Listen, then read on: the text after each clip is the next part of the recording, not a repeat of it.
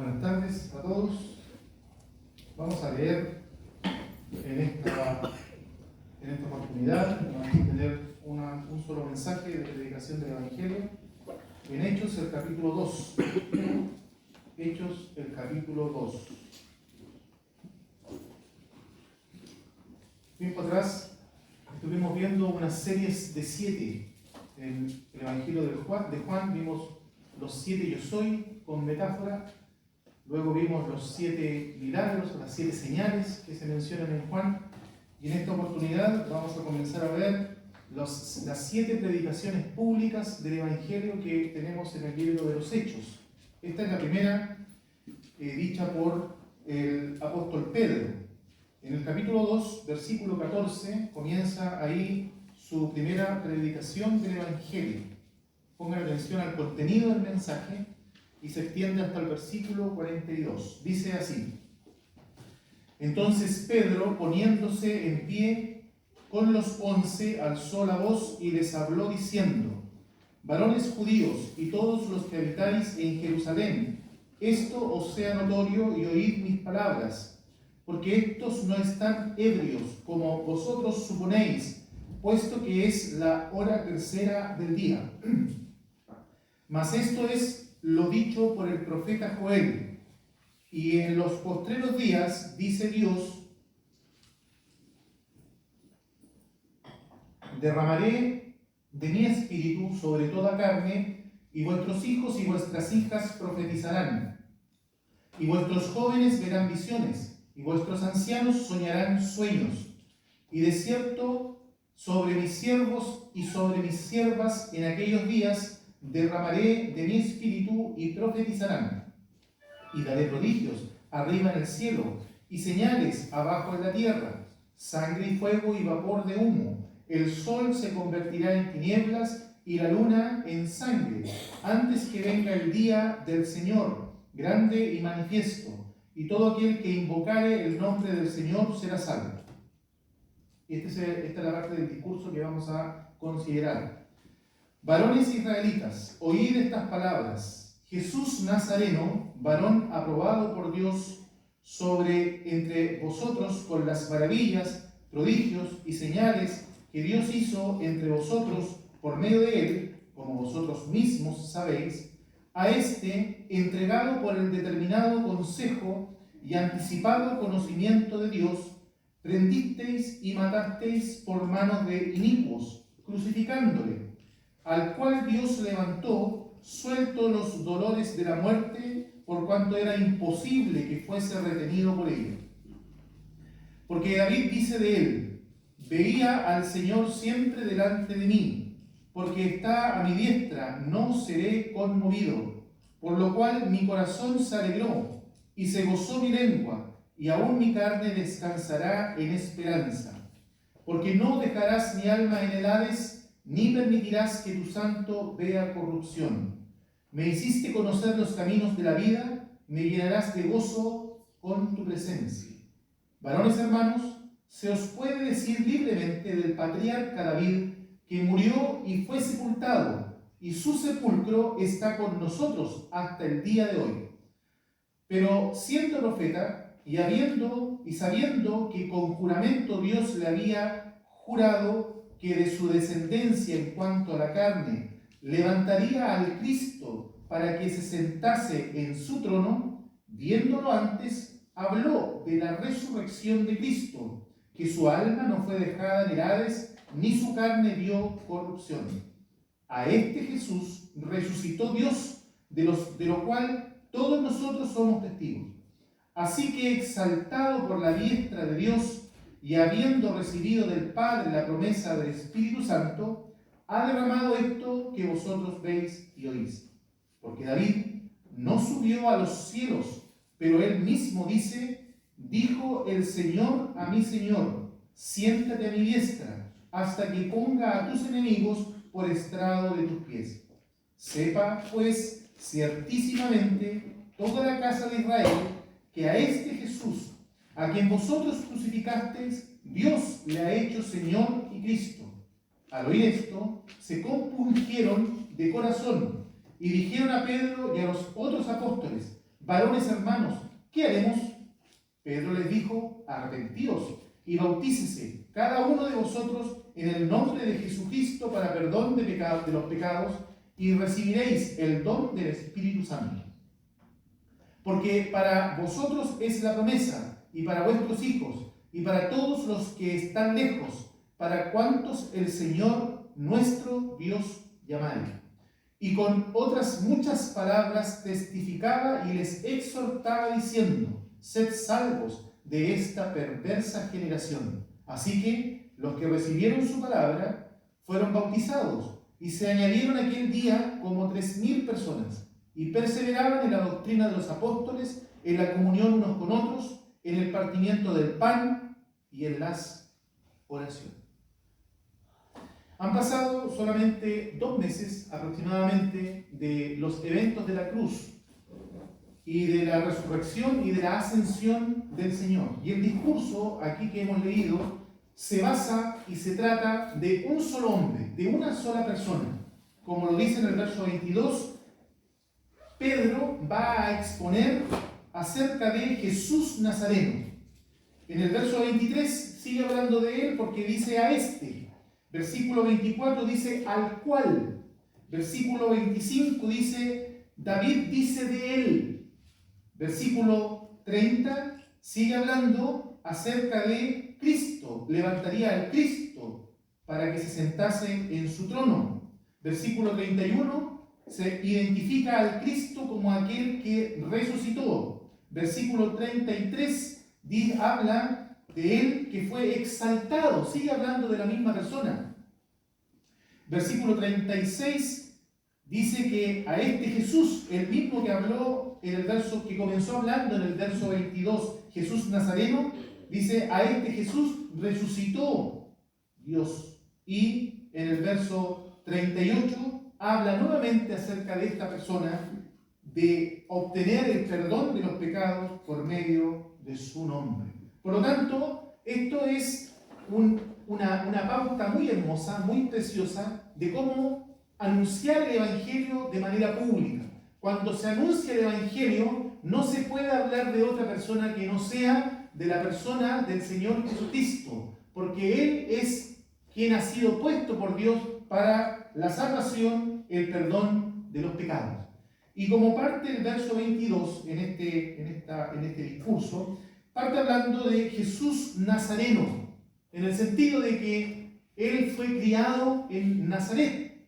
Y por lo tanto esto nos habla de la humanidad del Cristo que había de venir. ¿Y cuáles fueron sus cartas de presentación o de qué forma los judíos en aquel tiempo pudieron saber de que Él venía de parte de Dios?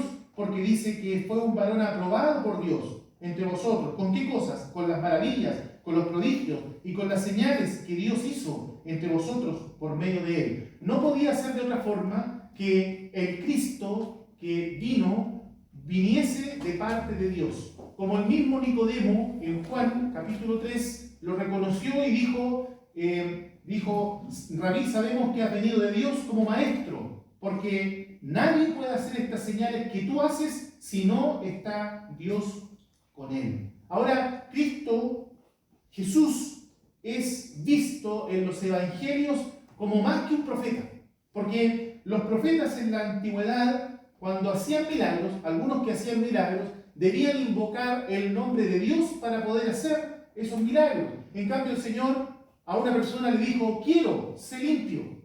No necesitaba él encomendar algo a Dios para recibir la aprobación y él dar la sanidad. O si no, esa mujer que toca el borde de su manto, dice la Escritura, sabiendo que había salido poder de él. Y además en sus enseñanzas, los profetas antes decían, dice Jehová, así ha dicho Jehová. En cambio el Señor dice, de cierto digo. Qué tremenda diferencia entre Jesús de Nazaret, llamado aquel que el Mesías prometido, que venía a su pueblo, qué diferente a los profetas de la antigüedad, en que Él mismo con su poder podía sanar, y Él mismo siendo la palabra de Dios el Verbo encarnado, Él mismo, siendo el Dios de la gloria, anduvo entre los hombres. Por eso es que se dice que se le iba a llamar también su nombre Emmanuel, el Dios con nosotros, Dios manifestado en carne.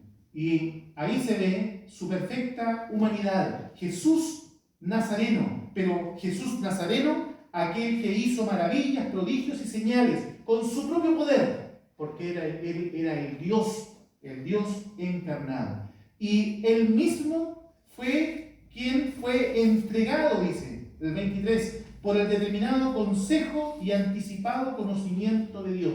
Ahora, el mensaje de Pedro se centra en un tiempo, en un periodo particular de la vida de Cristo.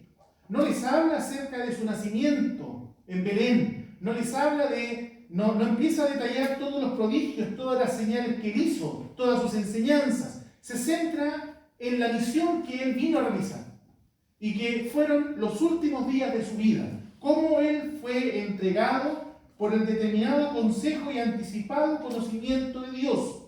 Porque como vamos a ver, su entrega fue profetizada por los profetas de la antigüedad, que el Cristo iba a morir, iba a entregar su vida. Por eso es que él fue entregado por el determinado consejo y el anticipado conocimiento de Dios. Dios ya esta obra de la salvación la tenía en mente.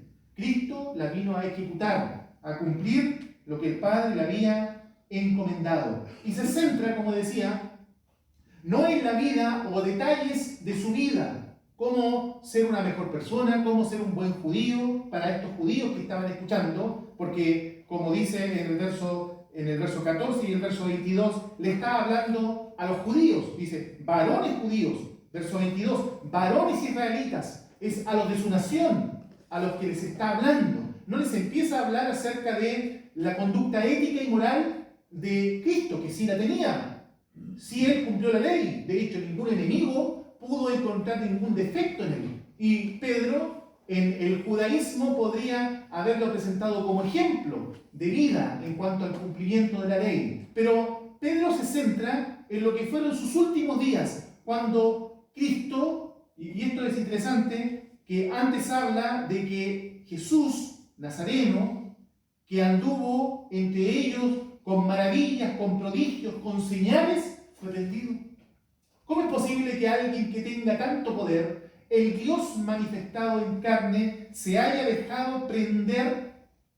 Vosotros prendisteis, y les acusa a ellos, prendisteis y matasteis.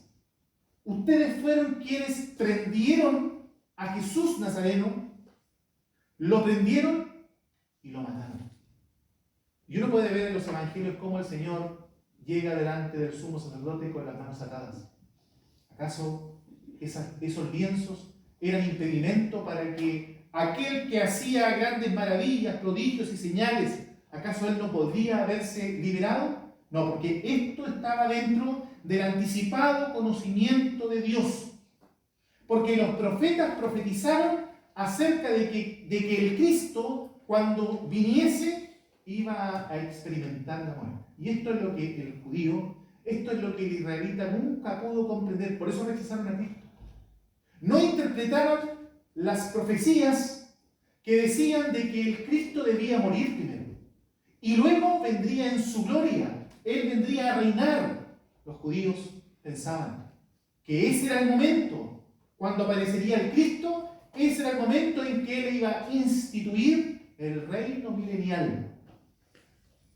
Todos los profetas profetizaron acerca de él. Moisés, ya muy temprano, hablaba en figura, y que el Señor después lo ratifica, como Moisés levantó la serpiente en el desierto, así es necesario que el Hijo del Hombre sea levantado. Estaba profetizado en figura de que el Cristo iba a ser crucificado. La idea de ser crucificado es ser alzado en un madero. David, en el capítulo 22 del Salmo, 1000 años antes de que esto ocurriese, David mismo dice, horadaron mis manos y mis pies, hablando de Cristo, no del mismo. Está hablando en profecía acerca del Cristo. Horadaron mis manos y mis pies. Isaías mismo, 600 años antes, él dice, como cordero fue llevado al matadero. O Daniel, que es Daniel, y por eso que los judíos desechan tanto la profecía de Daniel, es tan claro al decir que se le quitará la vida al Mesías. Así, tal cual. Así aparece el versículo. Se le quitará la vida al Mesías, al Cristo. Este Cristo del cual los judíos pensaban que vendría directamente a liberarlos del yugo romano y a colocar a Israel como la principal nación de entre las naciones de la tierra.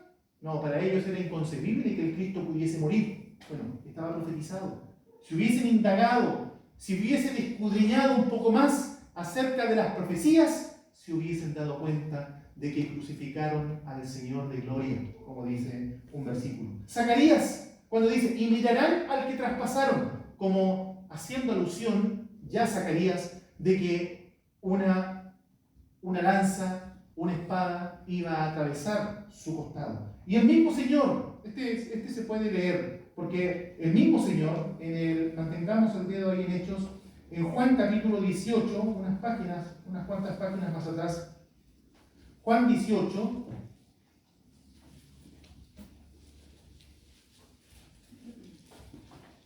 versículo 32, dice, en el 31, entonces les dijo Pilato, tomadle vosotros y juzgadle según vuestra ley. Y los judíos le dijeron, a nosotros no nos está permitido dar muerte a nadie. Al estar bajo el yugo romano, los judíos no podían actuar en sentencia condenatoria contra Jesús. Debía todo pasar por Roma.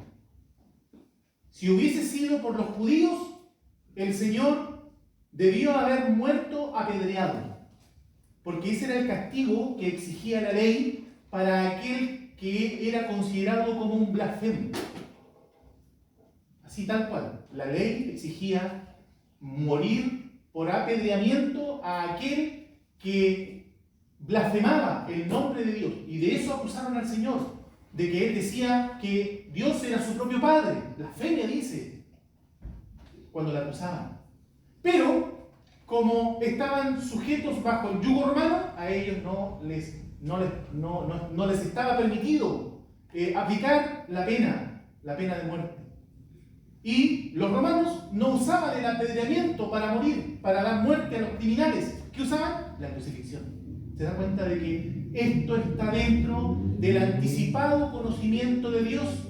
Cómo el Señor vino en el cumplimiento del tiempo.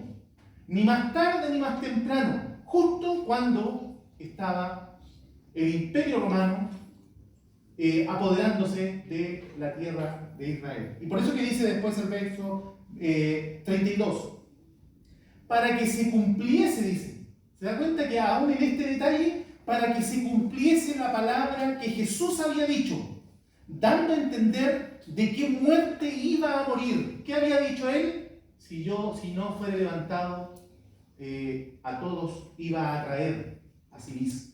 Él mismo, no solamente los profetas, sino que él mismo anticipó que él iba a ser levantado, que iba a ser muerto por crucifixión. Por eso dice aquí, ustedes le prendieron, ustedes los mataron y los mataron por manos de inicuos. Aquí la idea de inicuos son hombres sin ley. Y esto es en referencia a los romanos, que ellos vivían sin ley. Bueno, estaba en el anticipado conocimiento de Dios que el Señor muriese en manos de hombres sin ley. ¿Para qué? Para que fuese crucificado.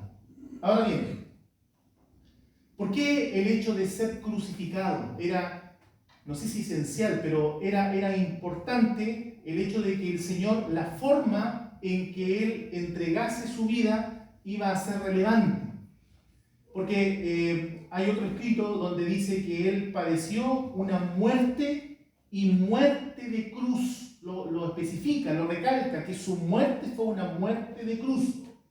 Porque el hecho de ser crucificado es estar suspendido entre el cielo y la tierra. ¿Qué representaba esto para el judío? En Israel había una ley que cualquiera que era muerto por ahorcamiento, cuando era colgado en un árbol, ¿cierto? Porque ellos en ese tiempo no tenían la crucifixión después apareció. Cuando eran ahorcados, decía, maldito todo aquel que es colgado en un madero. En esa profecía, en esa ley, se está hablando por muerte, por ahorcamiento, no por crucifixión. Ellos los judíos no. Después los asirios introdujeron lo que fue la muerte por crucifixión y después lo copiaron los romanos. Ahora, ¿cuál era la idea de alguien que está suspendido? ¿Y por qué la maldición? Maldito todo aquel que es colgado en un madero. Porque la idea de estar crucificado, así como morir ahorcado, es la idea de que aquel que muere, aquel que está en esa posición, no es digno ni de estar aquí en la tierra, ni tampoco en el cielo. No es digno. Porque es un criminal, es lo peor. Así trataron al Señor. Como uno que no merecía ni siquiera estar en la tierra, ni tampoco en el cielo. Y además, muerto, crucificado en medio de los malhechores, como indicándolo como el peor de todos. Esa fue la muerte por crucifixión. ¿Y por qué? Porque la profecía o la ley decía, maldito todo aquel que es colgado en un madero. Bueno, nuestro Señor nunca, no podríamos decir que Él fue maldito, ¿cierto? Lo que sí, cayó la maldición de Dios sobre Él, a causa de la obra que Él iba a efectuar en el madero.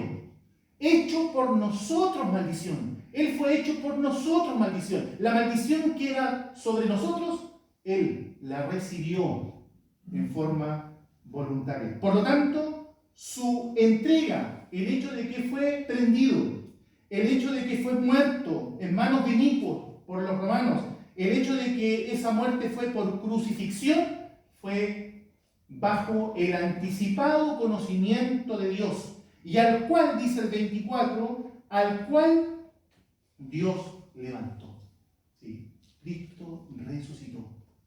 Y esto también estuvo profetizado por los profetas. No solamente fue profetizado su muerte, sino que también fue profetizada su resurrección. Y es esto lo que habla Pedro cuando dice en el verso 25, porque David dice de él. Esto es en referencia al Salmo 16, lo pueden leer después tranquilamente en casa y ver qué es lo que coincide en lo que se escribe después en el libro de los Hechos, en este relato. Pero yo quiero destacar tres no. Aparecen tres no en este recuerdo de esta profecía que hace Pedro. Hay tres no relacionados con su resurrección. Primero, versículo 25, no seré conmovido. Versículo 27, no dejarás mi alma en Hades. Y en el mismo 27 a continuación, puede ser un no también, ¿cierto? Una negación. No permitirás que tu santo vea corrupción. Tres no relacionados con la resurrección de Cristo. No seré conmovido, no dejarás mi alma en Hades, no permitirás que tu santo vea corrupción. ¿Quién lo profetizó? David. ¿Cuántos años antes? 1000 años antes. David profetizó, horadaron mis manos y mis pies. Y profetizó, no permitirás que tu santo vea corrupción. No dejarás mi alma en Hades. Porque dice además el 29, varones hermanos, se os puede decir libremente del patriarca David que murió, que fue sepultado y su sepulcro está con nosotros hasta el día de hoy. Es decir, él no está hablando de sí mismo. En este salmo que él escribe, cuando está escribiendo el salmo, no está hablando de sí mismo. Porque Pedro les dice, vayan, vean el sepulcro de David. Si lo abren, van a encontrar sus huesos. Él no está hablando de él. Está hablando de Cristo, como dice el verso 25. Porque David dice de él, no de sí mismo. David está hablando acerca de este Jesús llamado el Cristo, que murió, que fue crucificado, que realmente entregó su vida, pero que resucitó al tercer día. Esto, le dice a los judíos, esto lo profetizó también David. David también lo profetizó, diciendo que no permitirás que tu santo vea corrupción. Por lo tanto, el verso 29 está para recalcarle a los judíos de que en el Salmo David no está hablando de él mismo, está hablando del Cristo que vendría a morir. Y por eso que dice el 30, pero siendo profeta, es decir, en el Salmo 16, David está escribiendo cuál profeta. Dice, pero siendo profeta y sabiendo con juramento, Dios le había juramentado que su descendencia, en cuanto a la carne, levantaría al Cristo para que se sentase en su trono. La promesa de Dios, o el pacto davídico, como se conoce, el pacto que hizo Dios con David, es que nunca iba a faltar a alguien que se levantara en su trono. Nunca.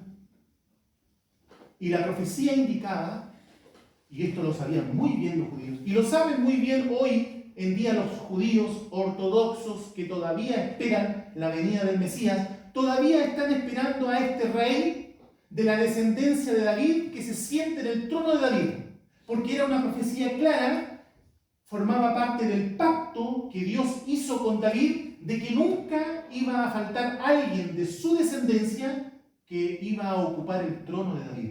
Bueno, Cristo resucitó para eso, para tomar el trono de David, pero no en el tiempo que ellos pensaban en que él se iba a levantar. ¿Por qué?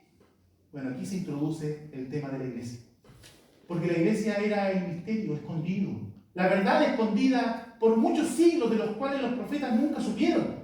Fue revelado en nuestros tiempos, de hecho, para los mismos discípulos. Ellos pensaban también que Jesús, que el Cristo iba a redimir a Israel en aquel tiempo. No sabían de este misterio escondido, de que Dios iba a hacer un pueblo entre judíos y gentiles, un pueblo propio para sí, redimidos por la sangre de aquel Cristo que iba a entregar su vida en el madero. Por lo tanto, la profecía se mantiene de que es Cristo quien se va a sentar en el trono de David cuando Él venga a reinar aquí en la tierra. Y por eso que el 31 dice, viéndolo antes. 1000 años antes, ya a David se le reveló que el Cristo, el Mesías esperado por los judíos, aquel que fue profetizado por todos los profetas de la antigüedad, no solamente él iba a morir, sino que iba a resucitar. Y no solamente iba a resucitar, sino que iba a ocupar el trono de David, trono que está vacío, trono que va a ser ocupado. Porque dice, viéndolo antes, habló de la resurrección de Cristo, que su alma, efectivamente, como dice el Salmo, no fue dejada en edades, ni su carne vio corrupción. ¿Quién es entonces este Cristo? ¿Quién es el ungido profetizado por todas las profecías de la antigüedad? Dice el verso 32, a este Jesús resucitó Dios. ¿Qué les está diciendo a los judíos que están escuchando esta predicación? Ustedes mataron al Mesías. El Mesías profetizado por las Escrituras, ustedes lo mataron. Por supuesto, está la mano de Dios. Está la mano de Dios, como ya vimos en el verso 22, de que todo esto estuvo bajo el conocimiento anticipado de Dios. Pero ellos también son acusados por este pecado, por haber entregado a Jesús, quien era el Cristo, para que muriese. Y aquí Pedro identifica claramente que este Jesús Nazareno era el Mesías, prometido para su nación.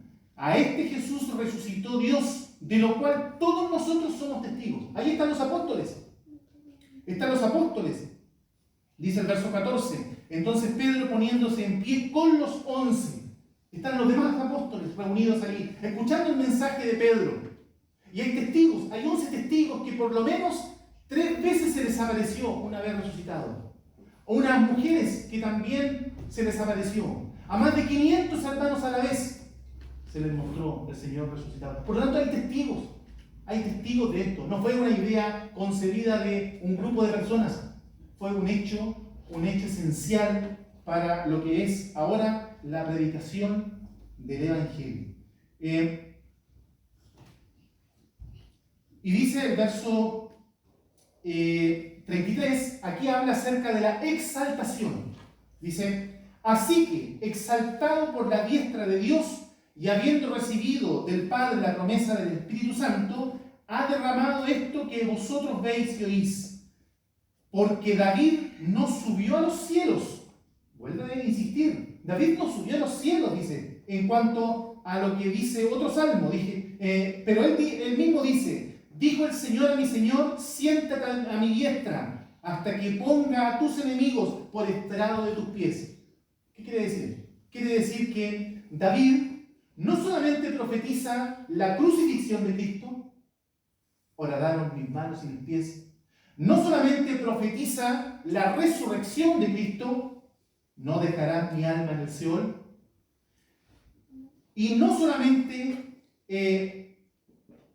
profetiza de la crucifixión, de la sepultación y de la resurrección, sino que también profetiza acerca de la exaltación de este Cristo que fue prendido y que fue muerto por crucifixión. Dijo el Señor a mi Señor, siéntate a mi diestra hasta que ponga a tus enemigos por estrado de tus pies. Ahora bien, ¿para qué vino Cristo? ¿Por qué Cristo tuvo que pasar por esto? ¿Por qué tuvo que pasar por la experiencia de la muerte? ¿Y por qué no vino y reinó de inmediato para los judíos?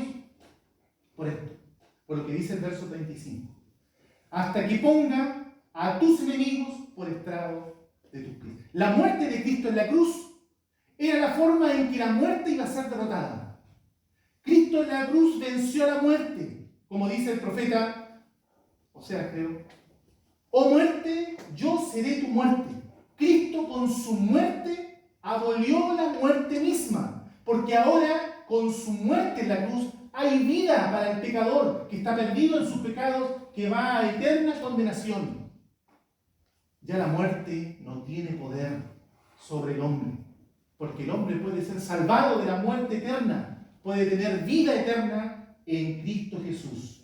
Además, su muerte vence al pecado, porque ahora, por ejemplo, para el creyente que es sellado con el Espíritu Santo, ya el pecado no tiene poder, no tiene dominio sobre el creyente. ¿Peca? Sí, peca, pero como un accidente. No es que esté pensando en pecar. No, el pecado ya no tiene dominio sobre él, porque ahora mora Dios mismo en el Espíritu Santo. El pecado queda derrotado y será derrotado finalmente cuando el creyente sea salvado de la presencia del pecado. Ahora estamos en la presencia del pecado. No hemos sido liberados aún acerca de esto, pero esto es como un hecho. Ya es como un hecho para el creyente, por eso que su salvación está completa. Salvado de la pena del pecado, salvado hoy del poder del pecado. Cristo consiguió eso allí en la cruz. Y además, en la cruz, Cristo vence a Satanás, a aquel que tenía el imperio de la muerte. Cristo lo derrotó con una herida mortal en la cabeza, como estaba profetizado allí en el primer libro de la Biblia, en Génesis. Ahora puede haber entonces perdón de pecados.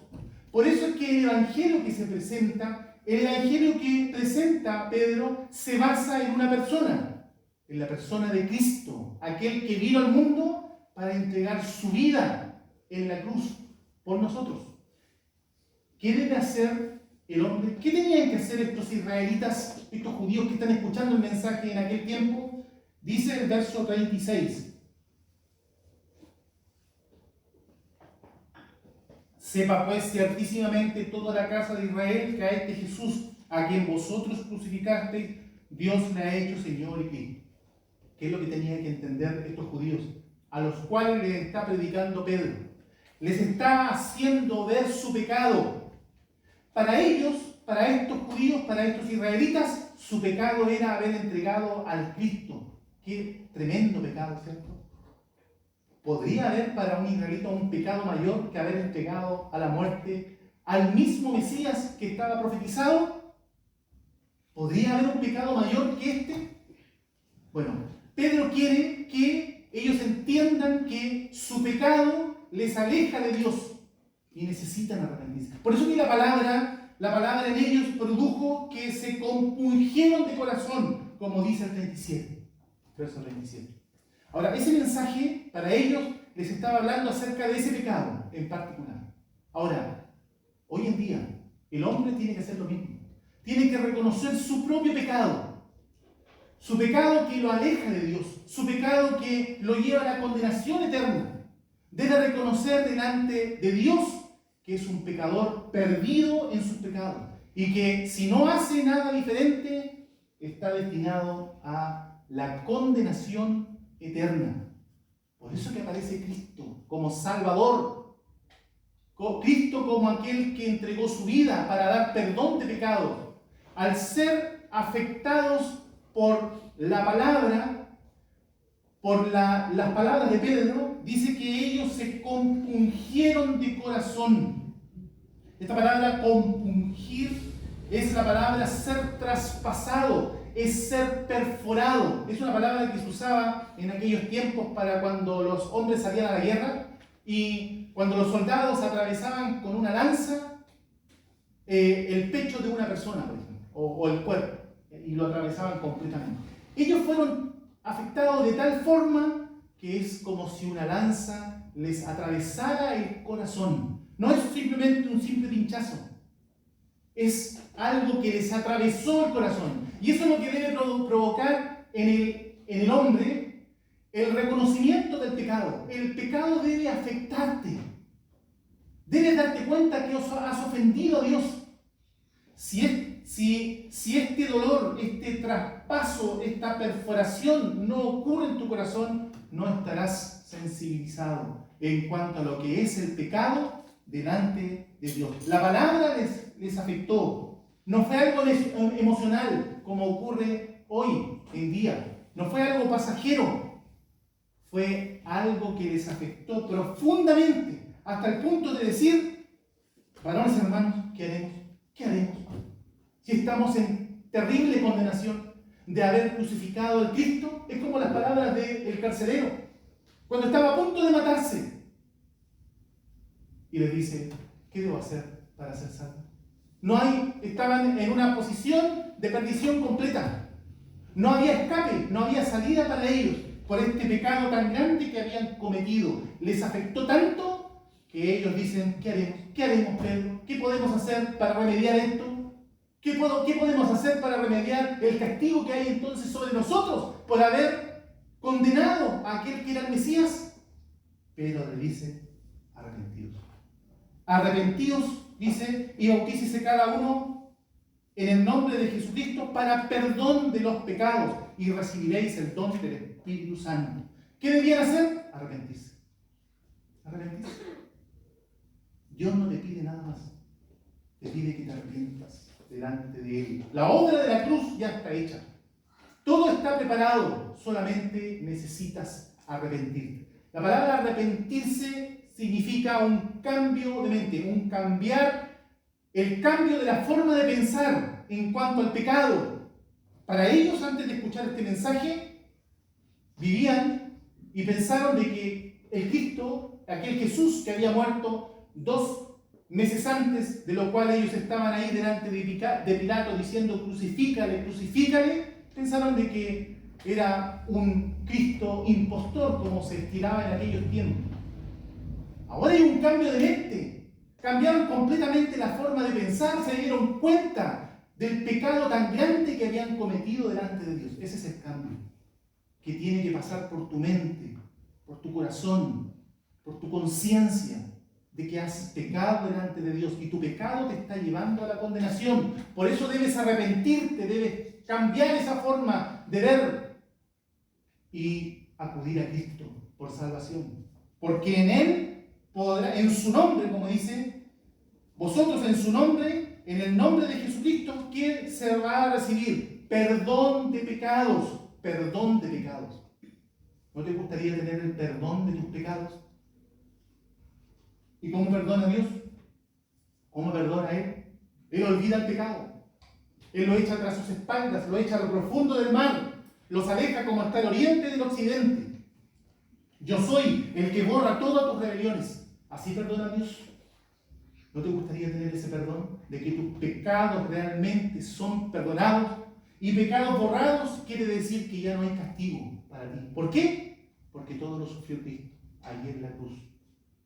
Al llevar en su cuerpo sobre el madero nuestros pecados y pasar por la experiencia de la muerte, sufrir nuestra propia muerte.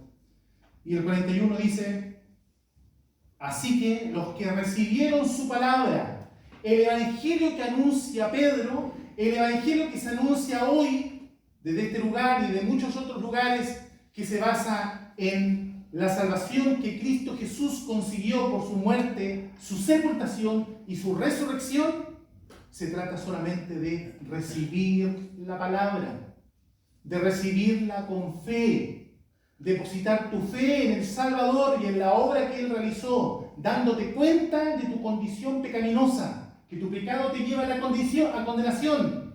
Pero la buena noticia es que en Cristo hay salvación. Ese es el evangelio. Solamente debes creer, depositar fe en el Salvador. Así que los que recibieron su palabra, una vez que se recibe la palabra, ¿qué se debe hacer? Lo primero que hace un recién convertido, se bautiza. Así que los que recibieron su palabra fueron bautizados, dando testimonio público a todos de que Él ya es salvado. Su vida ha cambiado en Cristo. Eso es lo que tienes que hacer si tú aún no te has bautizado.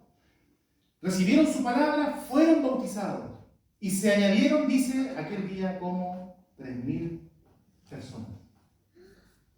¿Qué harás con el mensaje del Evangelio? Ese es el mensaje del Evangelio.